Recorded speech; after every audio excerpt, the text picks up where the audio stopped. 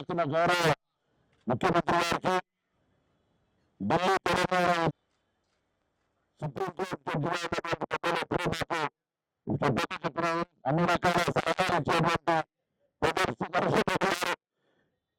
ఎందుకంటే different duty చేస్తారు. మా గౌరవ సమాచార మంత్రి గిట్టల కృష్ణారావు గారు, పెద్దలు